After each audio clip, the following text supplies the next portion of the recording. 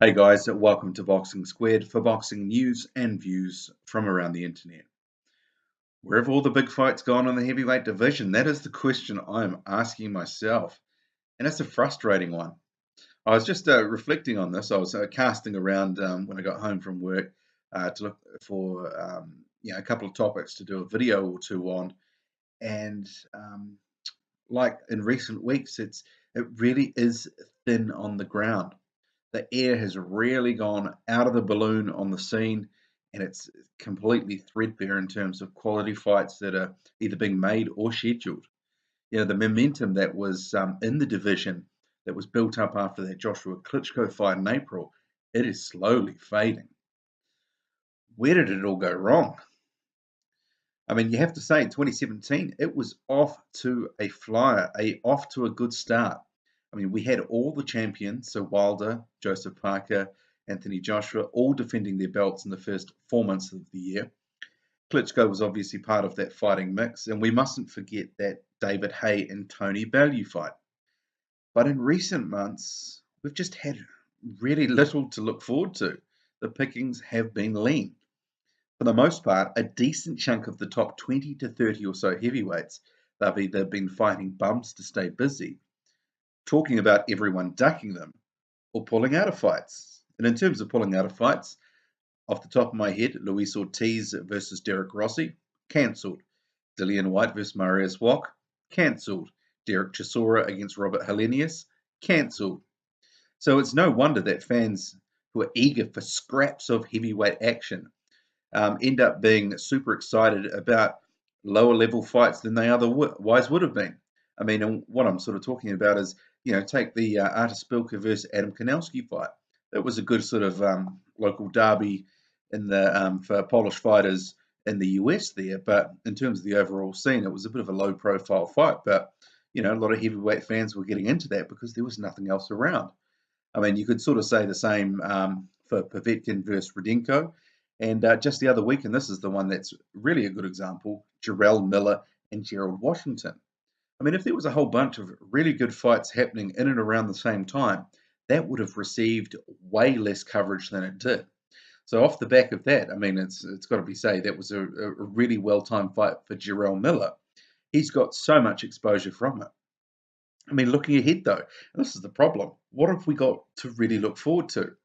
And I'm not talking about Dillian White's bum fight against Malcolm Tan next week either, but meaningful fights where something is actually on the line, like a belt or position in the top 10 or top 5. Apart from Joseph Parker defending his belt against Hughie Fury, and that's next month, and Anthony Joshua against either his IBF mandatory Kubrat Pulev or his WBA mandatory Luis Ortiz. We have to see how that one plays out. What is there to look forward to? 2017 is fast turning into the year of what could have been. Luis Ortiz, as I mentioned, he's now waiting for a shot against Anthony Joshua. So I guess for now, that has shut the door on the proposed fight with WBC champ Deontay Wilder. You might recall we got pretty excited about that just a few weeks ago. Apparently it was close to getting made. But as we know, Bermane Stiverne, he's in the way of that. That's Wilder's mandatory. So they've got to somehow work that out. As we've also heard, the TV networks want no part of that rematch fight. David Haye, he's returning from injury. Tony Bellew, he's not going to entertain a rematch with Haye unless it's on his terms. Dillian White has tried and failed to get a fight with Deontay Wilder on a couple of occasions, and he's now turning his attention to Joseph Parker. That is, if he wins against Hughie Fury in September. Then you have Dillian White's leftovers, Derek Chisora. Well, he's actually a few people's leftovers, but he is seemingly waiting on the rematch with White and waiting on that alone. But that's not going to get made because the pair want too much money. Eddie Hearn has said that, and he doesn't believe it's a pay-per-view fight. Also, we've had Shannon Briggs testing dirty for pets. Bit of a sad situation, the whole Let's Go Champ thing. Well, that's dead in the water now. That scuttled the fight with Fraser Quindo. And while you've got a couple of returning fighters like Alexander Povetkin, he might be back, most fighters aren't going to want to touch him with a 10-foot barge pole because of the spectre of performance-enhancing drugs. Same for Lucas Browne. So you throw in whoever else is filling out the rest of the sort of top 10, top 15 across the four sanctioning bodies. I mean, off the top of your head, who are those guys fighting? They're probably not fighting each other. If they were, we'd probably know about it. So, sidebar on all this inaction and posturing, it certainly makes it pretty hard for me to run what is primarily a channel about heavyweight boxing. But it's not just me that suffers, it's actually mainly you, the fan. I'm sure you want to see a ton of good fights just like I do. I mean, you know things are not in a good state when we're getting super jazzed about a prospect winning their third fight against the Neville Nobody. It means for me that there's some serious shit in the division that's got to be resolved. I get that promoters are trying to work fighters into positions where they can make money and compete for a title. But the end result is either meaning very few fights are being made, and the ones that are, they're so lopsided they shouldn't have been made in the first place. What was the point? I had real optimism for a renaissance in the heavyweight division post the Joshua Klitschko fight. That was a great fight. Lots of attention, lots of headlines, lots of people coming to boxing wanting to know what is going on. Who is the Anthony Joshua character?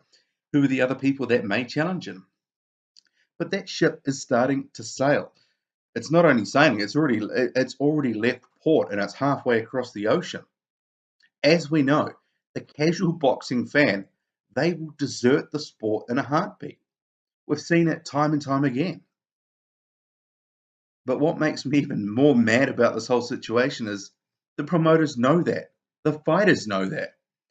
And yet we're stuck on this cycle of repeat and then rinse and recycle. We just keep going through the same shit, but somehow expecting a different result. Correct me if I'm wrong, but isn't that the definition of madness? I mean, uppercuts all round, I say. What do you really think about all of this and the machinations of the whole division? And more importantly, what do you want to actually see happen? And who do you want to see in the ring? I would like to think that we're going to get a couple more meaningful fights, at the very least in 2017. Drop a comment. Let's have a conversation. Like and subscribe. I'm out.